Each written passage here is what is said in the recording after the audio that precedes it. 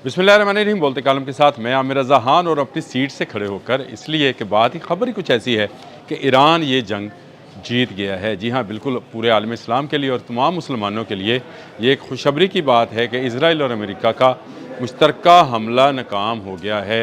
और अब जहाँ पर ये दोनों जो हैं यानी नेतन बेंजामिन याहू और डोनाल्ड ट्रंप जो है आपस में झगड़ रहे हैं कि तुमने मुझे धकेला और तुमने मुझे धकेला है, वहीं पर अब डोनाल्ड ट्रंप ने अपने दामाद पर भी इल्ज़ाम आयद कर दिया कि उन्होंने मुझे ईरान पर हमला करने के ऊपर उभारा था।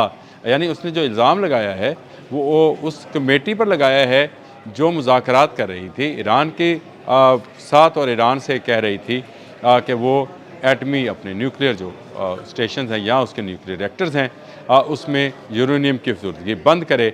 लेकिन डोनाल्ड ट्रंप के ताज़ा तरीन बयान में एक तो शिकस्त नज़र आई और दूसरा उन्होंने अपनी शिकस्त का ज़िम्मेदार उस कमेटी को करार दिया जिसमें स्टीव वेटकॉफ थे जो कि एलची हैं, खसूसी एलची हैं मिडल ईस्ट और एशिया के इस इलाके के लिए।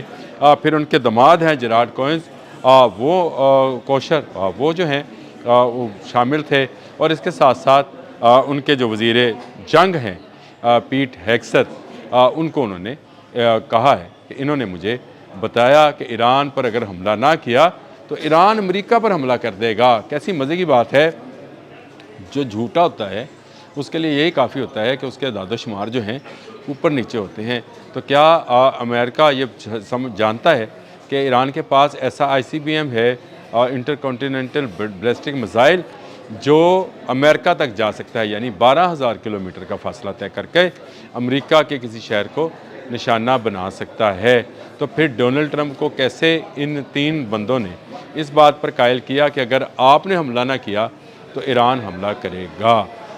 ईरान इज़राइल पर हमला करता जंगे जून में जो कि 2025 में लड़ी गई थी, उस वक्त भी ईरान ने इज़राइल पर हमला नहीं किया था, इज़राइल ने ईरान पर हमला किया था। और अब भी जो हमला हुआ है, पहला मिसाइल इज़राइल से फायर हुआ जिसके बाद अमेरिका की एंट्री हुई इसमें, और इस तरह से ईरान को जो है इन्होंने ये समझा कि इनका जो है 5th फ्लीट मौजूद है, पूरे मिडल ईस्ट में इनके फ़ौजी अड्डे हैं। फिर इन्होंने अब्राहम लिंकन जैसा बड़ा बहरी बेड़ा जो है नॉर्थ चाइनीज़ सी से खलीज की तरफ मुंतकिल किया। फिर जेराल्ड आर फोर्ड जो दुनिया का सबसे बड़ा बहरी बेड़ा है उसको हैफ़ा की बंदरगाह तक लाए, यानी उसको भी कैरिबियन से निकाला और हैफ़ा तक उसको सफ़र कराया। जब पूरी तरह से इन्होंने समझा कि इन्होंने घेर लिया है ईरान को अब मारेंगे और ईरान से अपनी शराइत मनवाएंगे, तो हमला करने की डोनाल्ड ट्रंप ने जो है फ़ौज को इजाज़त दे दी। हमला हुआ, 28 फरवरी का हमला था, लेकिन आज 11 मार्च तक मामला बिल्कुल उलट पुलट हो गए। मेरी वो बात सच साबित हुई जो मैं कहता था कि अब ये कहेंगे कि मुज़ाकरात करो, ईरान नहीं करेगा। अमेरिका कह रहा है कि मेरे साथ मुज़ाकरात करें, और अब्बास अरागची का बयान आ गया है कि हम इनसे कोई मुज़ाकरात नहीं करेंगे, क्योंकि अगर ये मुज़ाकरात एक तरफ मुज़ाकरात की बात करते हैं और दूसरी तरफ ये पीठ पर छुरा घोंपते हैं, यानी हमला कर देते हैं।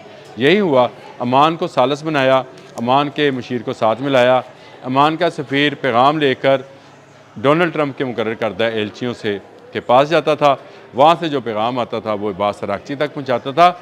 लेकिन इस सारे मामले में अमेरिका अपनी फ़ौजी तैयारी कर रहा था, जिसको ईरान ने तहस नहस कर दिया। जी हाँ, ईरान ने ना सिर्फ उसके इरादों को मलिया मेट किया, बल्कि उसके साथ शामिल इत्तेहादी ममालिक को भी, जहाँ जहाँ अमेरिकी फ़ौजी अड्डे थे, आज वहाँ सिर्फ तबाही के निशानात बाकी रह गए हैं। और तबाही इस हद तक हुई है कि डोनाल्ड ट्रंप ने पाबंदी लगा दी अपनी प्लैंडर लैब पर कि वो तस्वीरें जारी नहीं करेगा अमेरिकी फ़ौजी अड्डों की, जहाँ पर ना रडार बचे, ना फ़ौजियों के रहने के कमरे, और ना फ़ौजी। अभी तक 140 लोगों के शदीद ज़ख्मी होने की सेंटकॉम ने जो है सेंटकॉम जिनका सेंट्रल कमांड ऑफिस है उसने तस्दीक की है, लेकिन मरने वालों और ज़ख्मियों की तादाद इससे कहीं ज़्यादा है। ना सिर्फ अमेरिका के फ़ौजी अड्डों को ईरान ने कामयाबी से निशाना बनाया, बल्कि इज़राइल का कौन सा शहर है जहाँ पर ईरानी मिसाइल ने बॉम्ब नहीं गिराए हैं, और क्लस्टर बॉम्ब से लेकर बैलिस्टिक मिसाइल्स तक के हमले जो हैं ईरान मुसलसल किए हुए हैं तमाम मिडल ईस्ट के अंदर।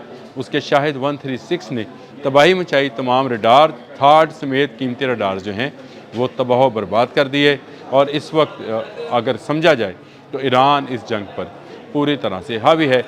اربوں خربوں کہنا چاہیے، اربوں خربوں ڈالرز جو ہیں امریکہ آبنۂ ہرمز میں ڈبونے کے بعد یہ کہہ رہا ہے کہ ایران بارودی سرنگیں ہٹائے۔ تو اگر ایران نے بارودی سرنگیں ہٹانی ہوتی تو بچائی کیوں تھی؟ ایران ہی ہٹا سکتا ہے۔ یہ جرأت امریکہ میں بھی نہیں ہے کہ اپنا جہاز تو دور کی بات، کشتی لے کر آبنۂ ہرمز سے گزر جائے۔ پوری دنیا کی اکانومی کی شاہ رگ جو ہے ایران کے ہاتھ میں ہے، اور ایران نے اس پر پوری طرح سے قابو پایا ہوا ہے۔ ایران کسی ایک جہاز کو بھی وہاں سے گزرنے کی اجازت نہیں دے رہا ہے، اور جب تک یہ گزرنے کی اجازت نہیں دے گا، مڈل ایسٹ کے تمام جو عرب شیخ ہیں ان کی ساری تجارت جو تیل کی ہے وہ بند رہے گی، اور ان کی جو خوراک اور لباس ہے جو کہ باہر سے آتا ہے وہ بھی بند رہے گا، حتیٰ کہ ان کی ادویات تک بھی جو ہیں بند رہے گی۔ آپ آنے والے دنوں میں اگر یہ جنگ مزید جاری رہتی ہے، ایران جو ہے وہ اب جنگ بند نہیں کرتا ہے، یعنی اب امریکہ کے ہاتھ میں نہیں ہے۔ امریکہ تو اب کہہ رہا ہے میں پھنس گیا ہوں، مجھے نکالو۔ کبھی پیوٹن کے پاس جاتا ہے، کبھی چائنیز وزیر خارجہ سے رابطہ کرتا ہے، اور کبھی عرب ممالک سے کہتا ہے کہ مجھے بچاؤ، لیکن پھنسا اس قدر اس دلدل میں ہوا ہے کہ اب یہ دھنستا چلا جائے گا۔ یہاں سے نکلنے کا واحد راستہ یہی ہے کہ ایران سے معافی مانگے ان بچیوں کے سکول پر جو اس نے ٹوما ہاک میزائل گرایا، اس کی معافی مانگے، جس کی اب تصدیق بھی ہو گئی ہے، جس کا الزام بھی یہ ایران پر لگا رہا تھا کہ ایران نے ہی اپنی بچیوں کو شہید کرنے کے لیے میزائل، ٹوما ہاک میزائل جو کہ صرف امریکہ کے پاس ہے، وہ چلایا ہے۔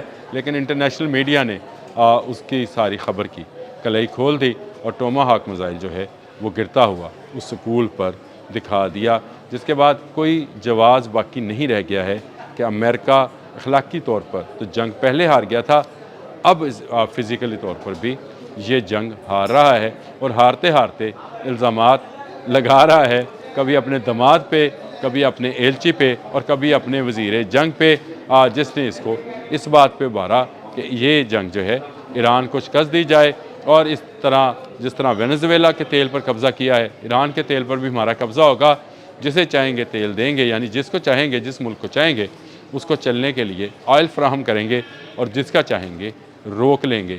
لیکن جب دشمن اپنی تدبیریں کر رہا ہوتا ہے تو ایک تدبیر میرے سونے اللہ کی ہوتی ہے، جس کی تدبیر کے تحت ہی ایران نہ جھکا، نہ اس نے سرنڈر کیا، نہ اس کی فوجیں پیچھے ہٹیں، اور نہ کوئی ایک شہری بھی ایران کی موجودہ رجیم کے خلاف باہر نکلا۔ ہوا کیا کہ آج آبنۂ ہرمز بند ہے۔ آج امریکہ اپیل کر رہا ہے کہ آپ یہاں پر بارودی سرنگیں نہ بچھائیں، اور یہ دعوے بھی کر رہا ہے کہ اس نے بحریہ ختم کر دی، تو بارودی سرنگیں ماما کون لے کے آیا تھا بچھانے کے لیے؟ یہ ایران ہی بچھا رہا ہے، اور ایران یہاں سے کسی کا تیل، کسی کی خوراک، کسی کی دوائی نہیں گزرنے دے گا۔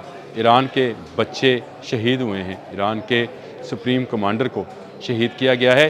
ایران اس کا بدلہ لے گا تمام ان ممالک سے جو امریکہ کا ساتھ دیں گے۔ امریکہ اور اسرائیل بزرگ شیطان اس کے بقول، ایران کے بقول ہیں، اور اس نے کہا تھا کہ پہلے اسرائیل پھر امریکہ۔ آج امریکہ اربوں خربوں ڈالر لگانے کے باوجود ایران کی 1 انچ زمین اور 1 قطرہ جو ہے آئل کا حاصل نہیں کر سکا۔ اس سے بڑی ناکامی اور کیا ہوگی؟ اب تک کے لیے اتنا ہی۔ اللہ حافظ۔